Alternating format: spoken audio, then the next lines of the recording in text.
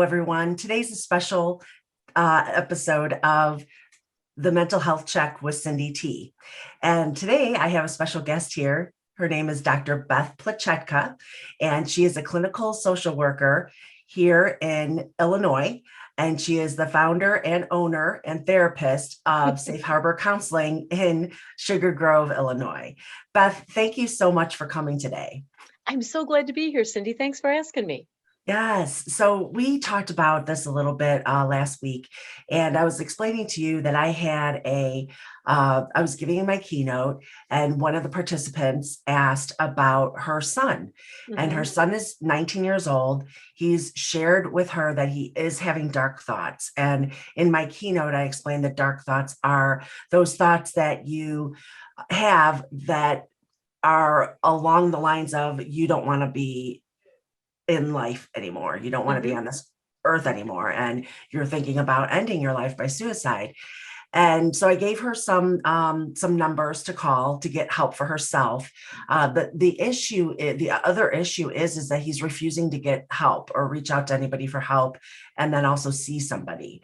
And it's a very serious situation. So I wanted to talk with you, and I appreciate you coming on here and find out from you, because you do deal with this as a therapist and a licensed practitioner, what you deal with this, and you have better information than I do.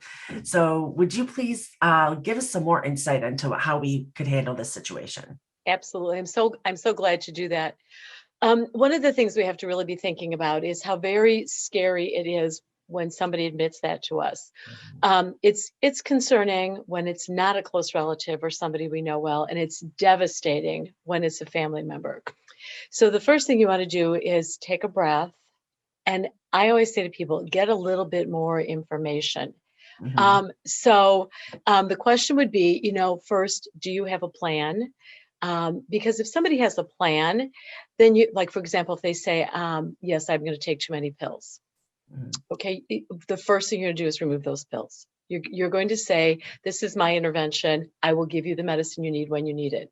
If it's something that they could actually do, then you want to become between that and the action. If it's a knife, if it's a gun, those kinds of things, put them away. They should be locked up. If somebody doesn't want to take or doesn't want to go to see help, absolutely, the person who hears it should go immediately and get some, because I check with all my suicide specialist friends whenever we consult, and they said every situation is different. There's always some little innuendo. How old is your son? What kinds of things is he interested in? Does he have any outside interests? Often, though, when we say, do you have a plan? They don't. They often say, this is how bad I feel, which means you have a little bit of time. I think saying you need help is usually, especially with a male, but for many of us who get caught up in those emotions, that's the last thing we want to hear, because it's one more thing wrong with us. I think commiserating with the feelings, saying, oh my gosh, I'm so sorry to hear that. You don't deserve to feel that way. Let's see what we can do about it. Many people will go to a medical doctor before a therapist.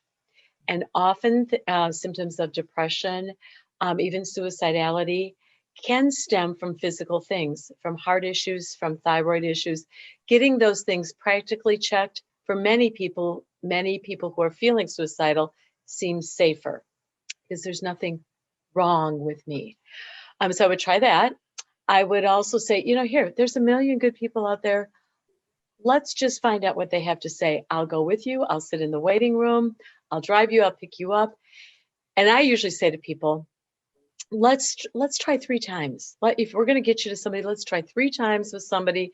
And it's up to you to decide if you like them. Now I'm going to say to the listeners, the therapist's job is to engage them and help them feel like this is not overwhelming and we can do something about it.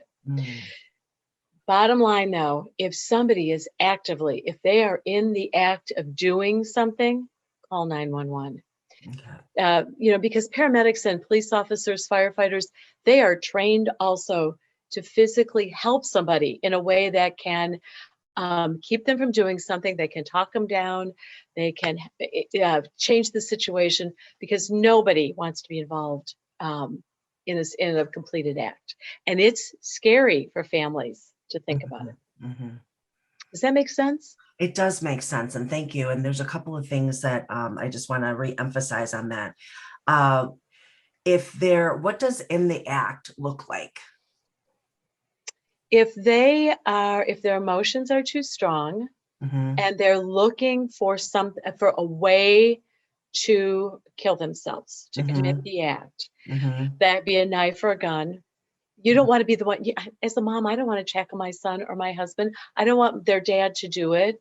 I mean, certainly we do if we have to, but we want to say we need help here. If somebody in anger drives off fast, and you can always say, could you do a wellness check to an mhm. officer? This is the car. Could you just check? Um, if they're home alone and you're like on vacation and you get that news, a wellness check, send somebody over to figure out what's actually going on.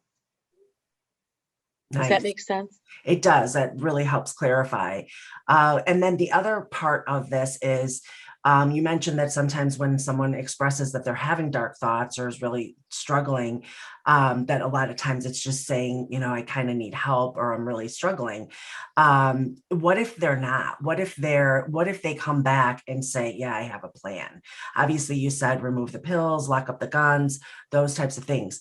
If they have the plan, is that the time to get immediate intervention from a police officer?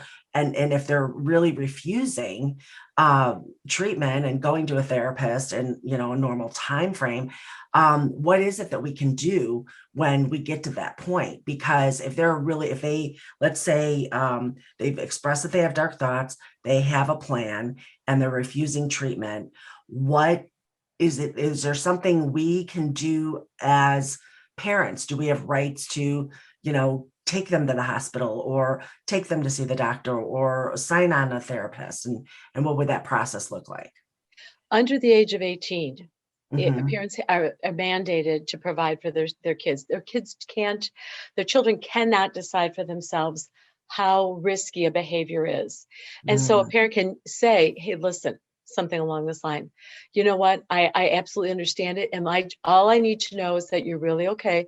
So we're going to go to the emergency room. We're going to check it out. If the doctor says you're okay, then we're okay. Mm-hmm. Now, again, people will say the kids can fool them. Mm-hmm. And the doctors are trained. This is not their first go round. They've seen a lot in their training, in their residencies, in their internships, in their jobs. So they're going to know pretty well if somebody is serious or not. I think also it's important to say, hey, you matter so much to me that I can't stand this. We're going to go Mm-hmm. check it out for me. Mm-hmm. We're going to Mm-hmm. go together. It's a Mm-hmm. family thing. We're going to work on this together. So yes, you absolutely can, mandate that they do go, especially under 18. Mm-hmm. As they get older, if somebody is absolutely actively suicidal in my office, I don't let them leave by themselves. I get somebody, family member in who's going to stay with them until the danger is past. And what we do know is that typically the intensity of the feelings ebbs and flows. So we want to get them to a place where, okay, now let's calm down, and nothing is worth taking your life.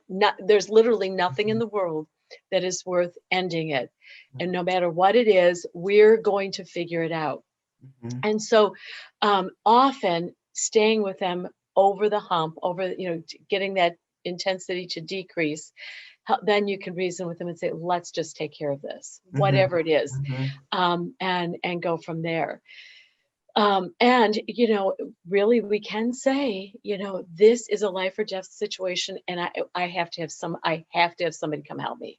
And Okay. it is okay to call 911. It Mm-hmm. really is. Mm-hmm. It's embarrassing and people don't want it, because, obviously they come with lights. It's an emergency, Mm-hmm. but we really don't want to have the alternative. Right. Now, that would be my last resort. You know what I mean? Mm-hmm. That way, I wouldn't say, okay, you say you're suicidal, I'm calling 911. I do think, keeping tabs on what's going on, having a conversation with them, calling the numbers that you mentioned. And honestly, as a family member, I would get a therapist for myself because it's awful to have that kind of intense worrying. Oh, that's good advice too.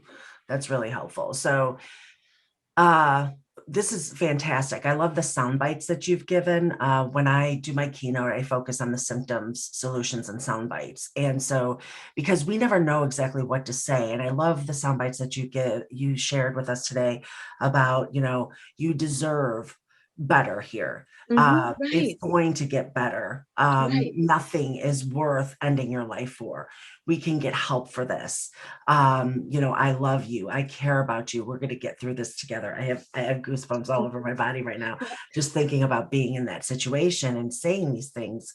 And then yet having the opportunity here to share with whoever is going to watch this, that they get those tools and they can implement them, because really we never know what we're going to run into. We don't we don't. know what we're going to experience. We don't know what our family and friends are experiencing and when they might lean on us, to share something like this, because it takes so much courage and Mhm. to share something like this. Right, And I've been there myself. I've been there where I've had to muster up that courage and say, I'm having dark thoughts. I'm not feeling good. I've had a situation where I couldn't be alone one day, and it's really hard to yeah. say those things. On top of that, I had to pull my husband off the golf course that day. Oh my, So, I mean, talk he about knew you meant hard. it. Yeah, yeah, He knew I meant it exactly. right, So luckily he was there. So of anything, for this woman and her son, how wonderful that he felt safe telling her this. And so right, hopefully through this video that I'll share with them, they'll get the help that they need. right. Um, And I think it's important to remember that telling someone is actually a sign of hope, and we want to grab onto that hope yes. because it just seems overwhelming. It's not. It is. Everything can work. Yes. And I've been at that point where I wanted to end my life 4 times in my life throughout different Mhm. ages and Oh, and things like that. And it does ebb and flow, like you mentioned. And sometimes it's more intense than others. So just the fact that they can talk about it and be there for each other, and hopefully get the help that he needs, right. by one of your suggestions today, they'll be on a good, healthy track to have him enjoy his life more. So is there anything else I should ask or that you want to share that we haven't covered yet today? I don't think so. I am so glad that this is no longer a secret, that Hmm. people can talk openly about having the feelings, having family members who have the feelings, having had the feelings like you just did, Hmm. because keeping it secret makes it worse. Hmm. It does, because you feel like you have nowhere to turn, and there's a lot of pain in that experience. So this is excellent. Thank you so much for being our special guest today, Dr. Beth Plachetka from Sugar Grove, Illinois. If you are in Illinois and looking for therapists, please contact Safe Harbor Counseling in Sugar Grove, Illinois. Beth has a team of wonderful therapists that can definitely help you through life's tricky situations. Right. So thank you, Beth. And Thank you for having me. yes, and thank you, viewers, for watching us today. We are both wishing you mental wellness every day.